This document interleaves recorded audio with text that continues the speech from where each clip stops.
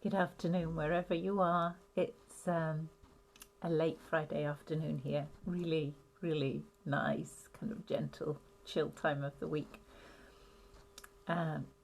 Yesterday I finished a poem and I was reminded of two things. I was reminded that when I was a child, I read a book every day. Every day. I can't actually think that my parents knew me because I was reading books every day.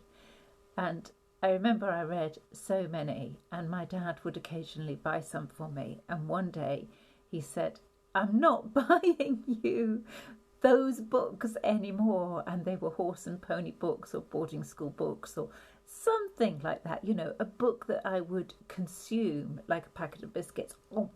Like that, gone the book would be.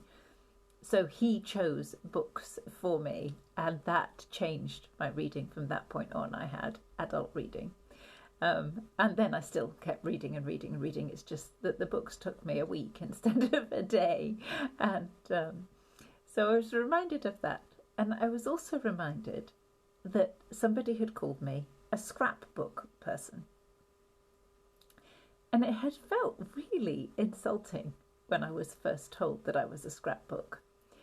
And they said I couldn't be what I am because I was a scrapbook person, and nobody could be a writer, an artist, a coach, do herbal medicine, make oils and garden and decorate their house and all those kind of things, and tell the world, my goodness me, not just do them, but tell the world that that's what they were.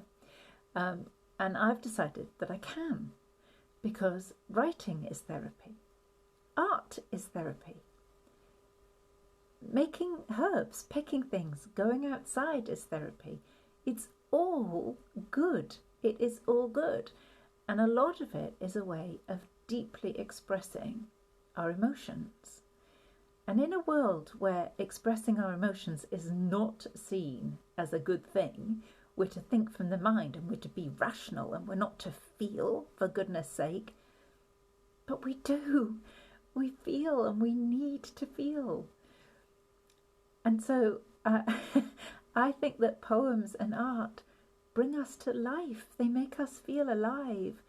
A poem can make us shed a tear, can touch our hearts, can spark that emotion deep inside us. So I've written a little poem. I wrote it yesterday and I just thought I would share it with you. It's about reading. So here we go.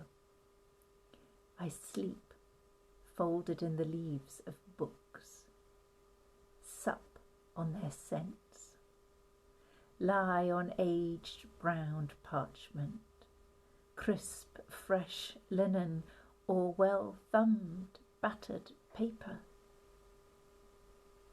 I hide between the typos and the errors, where there are spaces for me to rest, imperfect places of loveliness, cacophony, lugubrious serendipity. I sleep, folded into myths and stories, curled like a question mark on a faint path through the woods, where the print etches words down my arms along my torso until I am a book, a living, walking, breathing book. I wake, bend my head over my notebook. My hand moves fluidly on paper made from trees. Living paper, living words which tumble over each other like children rolling down a hill. Words to thrill, words to ignore, words to bite, and words to cherish. They spill off the edges of the page and onto the table and down to the floor, where they creep up the walls. Gifts of all that I can be, writ into the veins of my being. So if you are following me, you'll see that I am creating a parent. I've created a parent and inner child course that starts on the 19th of May. And in it we will do breath work. We will write. We will create art. We will be everything that we can be and that we were told we shouldn't, couldn't, or can't be. Take care, and thank you, Kelly, for watching me all the way through. You've really made me feel good.